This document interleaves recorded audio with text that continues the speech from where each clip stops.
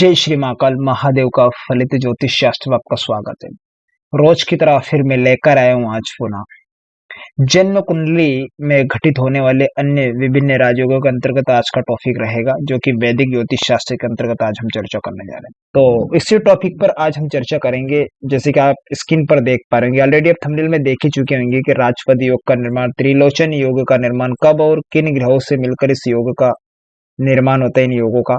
तो इसी टॉपिक से रिलेटेड आज का टॉपिक है। तो टॉपिक पर चर्चा करने से पहले मैं आपको बता देना चाहता हूँ कि यदि आप मेरे चैनल पर नए दर्शक हो तो कृपया चैनल को सब्सक्राइब जरूर कर लीजिएगा, साथ में घंटी के बटन को जरूर दबा दीजिएगा, ताकि मैं जो भी नया वीडियो अपलोड करूँ उसका नोटिफिकेशन सबसे पहले आपके पास पहुंचे। हाँ, खास करके आपसे निवेदन है, कृपया वीडियो को लाइक शेयर कमेंट जरूर कर दीजिएगा। तो बढ़ते बिना समय गवाए फटाफट हमारा टॉपिक क्या है। जैसे कि आप स्क्रीन पर देख पा रहे हैं, राजपद योग। तो सबसे पहले इस योग पर चर्चा कर लेते हैं, इसकी डेफिनेशन क्या है। तो आप देख पाएंगे, यदि आप चाहे तो इसका स्क्रीनशॉट ले सकते हैं।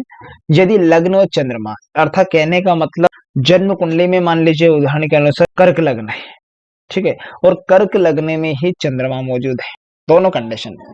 अब अगर D9 चार्ट की बात करें, उसे बोला जाता है D9 चार्ट को नववांश कुंडली, ठीक है। नववांश कुंडली में भी कर्क लग्न हो और चंद्रमा भी उसी राशि में बैठ जाए, या अपनी उच्च की राशि में बैठे हो, है ना, जन्म कुंडली में उच्च की राशि में और D9 चार्ट में उच्च की राशि में बैठ जाए चंद्रमा, तो ऐसे में वर्गोत्तम योग के अंतर्गत इस योग का निर्माण हो जाता है। अब ऐसे में अब ये योग घटित तो हो जाता है, लग्न और चंद्र दोनों वर्गोत्तम हो, D9 चार्ट में हो, जन्म कुंडली में, तो वहां पर उन प्लेनेटों पर मतलब 4 ग्रहों की दृष्टि होना चाहिए, इन्हें देख रहे हो। तो ऐसे में राजपद योग का निर्माण जातक की कुंडली में घटित हो जाता है। मान लीजिए उदाहरण के अनुसार हम यहाँ पर एक टेवे में अप्लाई करके देखते हैं दोनों प्लेनेटों को। जैसे कि आप स्क्रीन पर देख पाएंगे, कर्क लगने की कुंडली, कर्क लगने की कुंडली, तो चंद्रमा भी इसी भाव में बैठे हो, लगन में ही चंद्रमा बैठ गए, और लग्न क्या, कर्क लगन। अब D9 चार्ट की अगर बात करें ना, यहाँ पर D9 चार्ट में, तो ऐसी कंडीशन में भी कर्क लग्न का ही D9 चार्ट हो, अर्थात कहने नववांशी में भी कर्क लग्न हो, चंद्रमा भी उसी राशि में बैठा हो, तो वर्गोत्तम लगन और चंद्रमा दोनों हो जाए। तो यहाँ पर बैठ जाए 7th भाव में 4 प्लैनेट बैठ जाए, इन पर दृष्टि हो, तो ऐसे में राजपद योग का निर्माण जातक की कुंडली में घटित हो जाता है। मगर मान लीजिए किसी भी जातक की जन्म कुंडली में राजपद योग का निर्माण घटित हो जाता है, तो उसे क्या फल मिलेगा कि इस फल में जो जन्म लेगा ना, वो व्यक्ति राजा के समान वैभवशाली होता है, तो भाग्यवान होता है, भाग्य उसका साथ देता है। इसके पीछे का एक रीजन क्या, टिप्पणी क्या है कि जन्म लग्न की कुंडली में लगन जिस राशि का हो, वही नवांश कुंडली में भी लगन उसी राशि का होना चाहिए, तो वर्गोत्तम लगन होगा।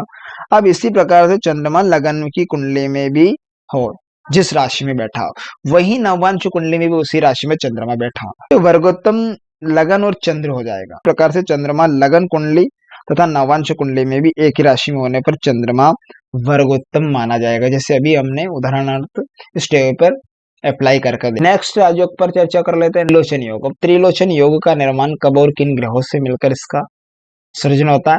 द डेफिनेशन क्या कहती है कि यदि सूर्य चंद्र, सूर्यमा चंद्रमा और मंगल तीनों पूर्ण बली हो, डिग्रीज वाइज भी कंप्लीट होना चाहिए, डिग्रीज में भी बली होना चाहिए पूर्ण चंद्रमा, और चंद्रमा पूर्ण पूर्णिमा का हो, तो ऐसी कंडीशन में पूर्ण तीनों प्लेनेट होना चाहिए, सूर्य चंद्र और मंगल तीनों पूर्ण बली होना चाहिए। तीनों पूर्ण बली होकर त्रिकोण में बैठे होने, जब त्रिकोण के घर की संज्ञा किसे दी गई है, किस भाव को संज्ञा दी गई, त्रिकोण के घर के अंतर्गत कौन सा घर आता है, लगन और पंचम नवम, अर्थात लग्न भाव, पहला घर, पांचवा घर, नौवा घर, त्रिकोण के घर के अंतर्गत ये घर मौजूद होता है। तो ऐसी कंडीशन में अगर सूर्य चंद्र और मंगल तीनों पूर्ण बली होकर त्रिकोण में बैठ जाए, तो ये क्या होगा, त्रिलोचन योग का निर्माण जातक की कुंडली में घटित हो जाता है। तो हम कुंडली में इन भावों को क्रिएट कर लेते हैं, कौन सा भाव त्रिकोण का होता है, लगन अर्थात पहला घर भी त्रिकोण के अंतर्गत आता है, पंचम नवम जहां मैंने टिक मार्क लगाए त्रिकोण के घर के अंतर्गत आते हैं। अब सूर्य चंद्रमा तीनों पूर्ण बली होकर त्रिकोण में या तो लगन में बैठ जाए, सूर्य चंद्र मंगल, या पंचम में या नवम में भाग्यस्थान, पूर्ण बली होना चाहिए। तो ऐसी कंडीशन में जातक की कुंडली में क्या हो जाएगा, त्रिलोचन योग का निर्माण घटित हो जाएगा।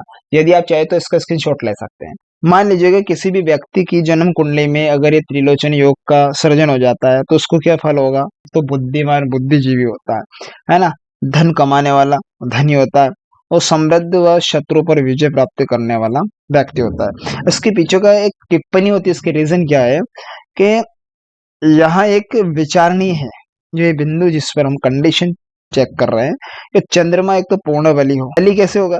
चंद्रमा तो केवल पूर्णिमा को ही पूर्ण बली होता है। सूर्य एक न त्रिकोण में होगा, तो चंद्र दूसरे त्रिकोण में हो, सूर्य से 5वें स्थान पे बली होकर हो, किंतु बली के साथ साथ पूर्ण शब्द न चरित्रार्थ नहीं हो पाएगा।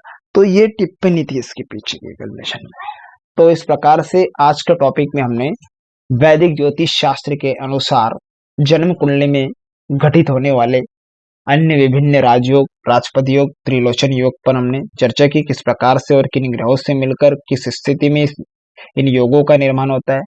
तो आप सभी ने जाना, तो आशा करता हूँ आज का टॉपिक आपको बेहद इंटरेस्टिंग समझ में आएगा। तो मिलते हैं किसी नेक्स्ट वीडियो में, तब तक के लिए आप मुझे दीजिएगा इजाजत। नमस्कार।